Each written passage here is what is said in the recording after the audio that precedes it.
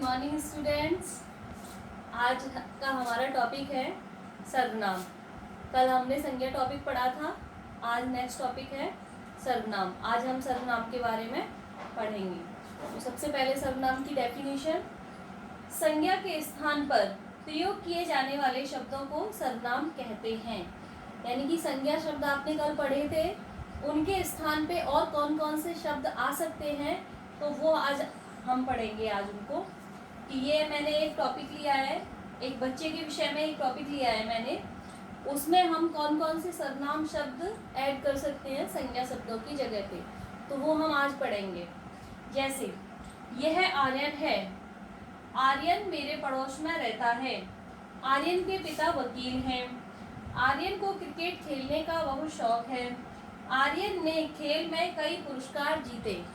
तो यहाँ पे आपने देखा कि आर्यन आर्यन जो शब्द है वो बार बार रिपीट हो रहा है, तो इससे जो हमारे ये सेंटेंस हैं बहुत ज़्यादा अट्रैक्टिव नहीं लग रहे हैं हमें।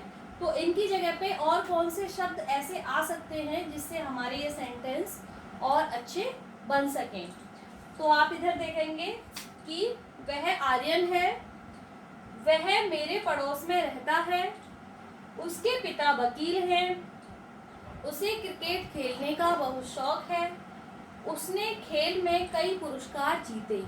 तो आपको इस टॉपिक में और इसमें कुछ डिफरेंट लगा कि यहाँ पे आर्यन आर्यन आर्यन जो शब्द बार बार आ रहा था उससे बहुत ज़्यादा अच्छा नहीं लग रहा था। उसकी जगह पे ये जो अंडरलाइन शब्द जितने भी आए हैं, इन्हीं शब्दों को हम सर्वनाम शब्द कहते हैं। यानी कि संज्ञा की शब्दों की जगह पे जो शब्द आते हैं उन्हें हम सर्वनाम शब्द कहते हैं।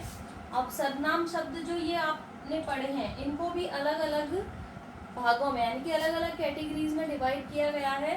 तो वो हम संज्ञा के भेदों में पढ़ेंगे, सर्वनाम के भेदों में पढ़ेंगे।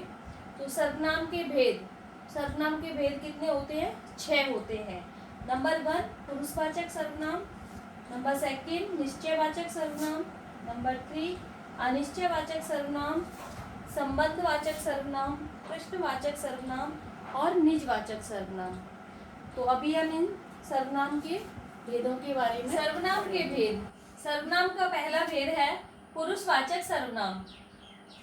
जिस सर्वनाम का प्रयोग वाक्य को वक्ता यानी कि बोलने वाला, श्रोता सुनने वाला या जिसके विषय में बात की जा रही हो के लिए किया जाता है। यानी कि पुरुषवाचक सर्वनाम वक्ता यानी कि बोलने वाला अपने लिए कर रहा हो, श्रोता यानी कि किसी सुनने वाले के लिए कर रहा हो, या किसी अन्य पर्सन के बारे में कुछ बात कर रहा हो, तो वहाँ पे पुरुषवाचक सर्वनाम होता है। पुरुषवाचक सर्वनाम के 3 भेद होते हैं। पहला भेद है उत्तम पुरुष यानी कि फर्स्ट पर्सन। बोलने वाला व्यक्ति अपने नाम के स्थान पर जिन सर्वनाम शब्दों का प्रयोग करता है वहाँ पे उत्तम पुरुष सर्वनाम होता है। जैसे मैं, हम।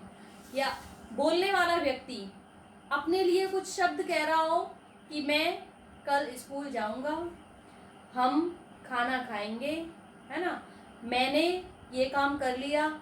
तो अपने लिए जिन शब्दों का यूज़ किया जा रहा है तो ये शब्द क्या कहलाते हैं? यानी कि ये आते हैं उत्तम पुरुष सर्वनाम के अंतर्गत आते हैं। मैं, हम, मैंने। नेक्स्ट है मध्यम पुरुष यानी कि बोलने वाला सुनने वाले के लिए जिन सर्वनाम शब्दों का प्रयोग करता है उसे मध्यम पुरुष सेकंड पर्सन कहते हैं। जैसे तुम, आप। तुम खाना खाओ, आप इधर आओ। इसमें आप देखेंगे कि एक व्यक्ति बोलने वाला है और वो किससे कह रहा है? सुनने वाले व्यक्ति से। यानी कि वो दूसरा व्यक्ति भी उसके पास में है कि आप इधर आओ, तुम यहाँ बैठो। तो ये जो शब्द है वो मध्यम पुरुष वाचक सर्वनाम के अंतर्गत आते हैं। नंबर ग है अन्य पुरुष थर्ड पर्सन। वक्ता जिस व्यक्ति के बारे में बात करता है, वक्ता जिस व्यक्ति के बारे में बात करता है परंतु वह वक्ता एवं श्रोता के सामने उपस्थित नहीं होता है। यहाँ पे आप देखेंगे कि एक बोलने वाला व्यक्ति है और एक सुनने वाला व्यक्ति है, वो दोनों आपस में बात कर रहे हैं, लेकिन किसके बारे में? किसी तीसरे पर्सन के बारे में बात कर रहे हैं।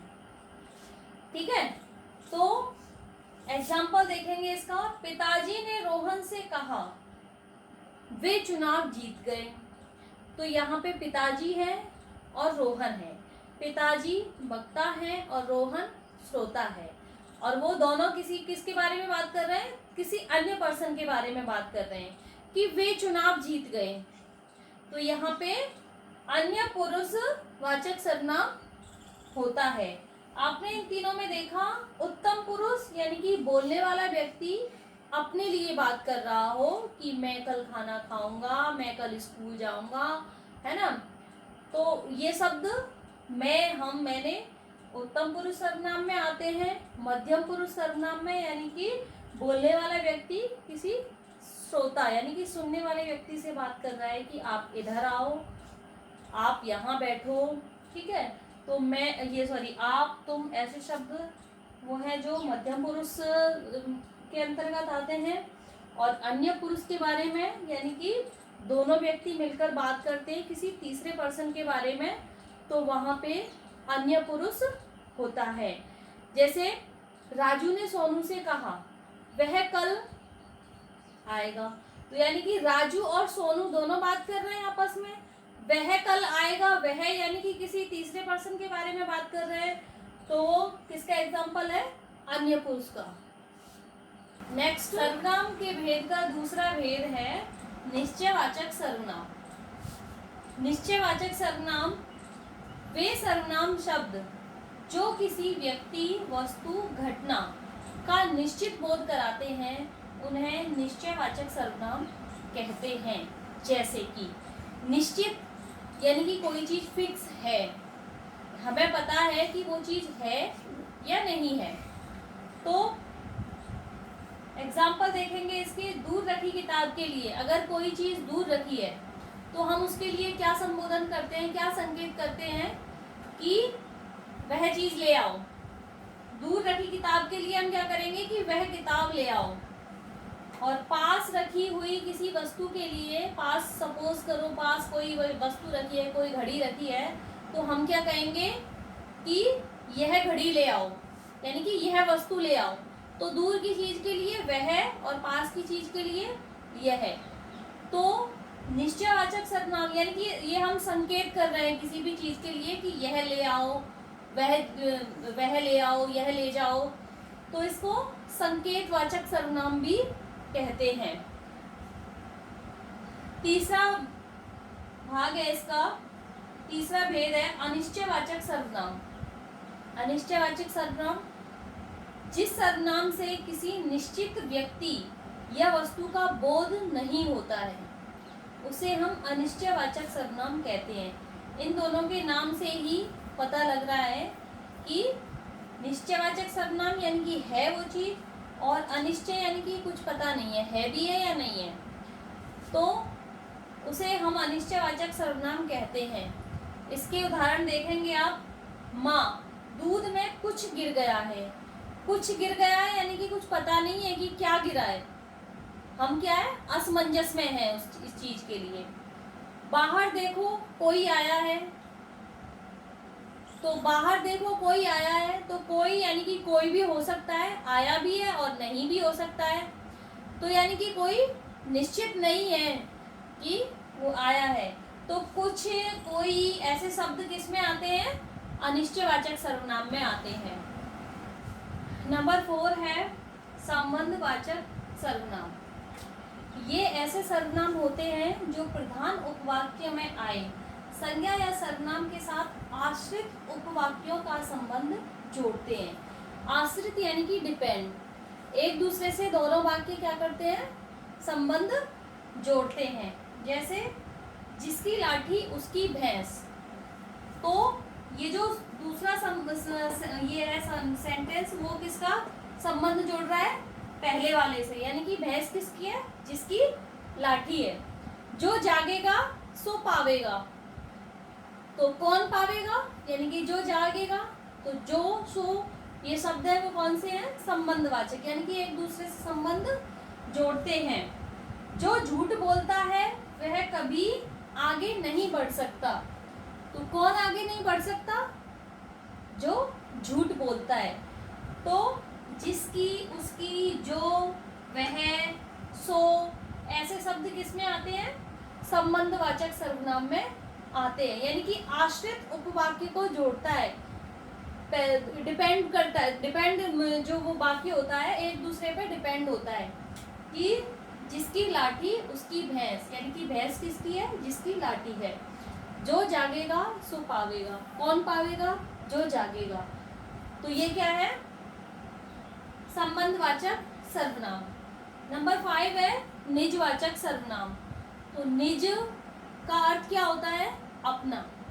निज मीन्स अपना। जिस सर्वनाम का प्रयोग वक्ता स्वयं अपने लिए करता है उसे क्या कहते हैं? निजवाचक सर्वनाम कहते हैं। तो कौन कौन से शब्द आते हैं इसमें? आप, स्वयं, खुद, अपने आप। जैसे कि मैं स्वयं चला जाऊंगा। तो मैं, जो ये शब्द है स्वयं, किसके लिए यूज कर रही हूँ? अपने लिए कर रही हूँ कि मैं स्वयं चला जाऊंगा। वह आप ही अंदर आ गया, है ना। मैं खुद यह काम कर लूंगा। तो ये जो शब्द है क्या है? निजवाचक सर्वनाम कहलाते हैं। यानी कि अपने लिए जो कर्ता यूज करता है, वक्ता जो अपने लिए यूज करता है, वो निजवाचक सर्वनाम कहलाते हैं। नंबर 6 है प्रश्नवाचक सर्वनाम।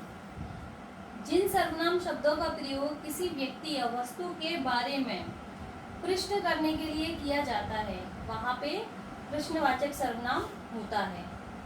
तो प्रश्न करने के लिए यानी कि हम किसी के बारे में कुछ प्रश्न कर रहे हैं। तो इसमें कौन कौन से शब्द आते हैं? जैसे कि क्या, कौन सा, कौन सी। प्रश्नवाचक शब्द के बारे में आपको पता है।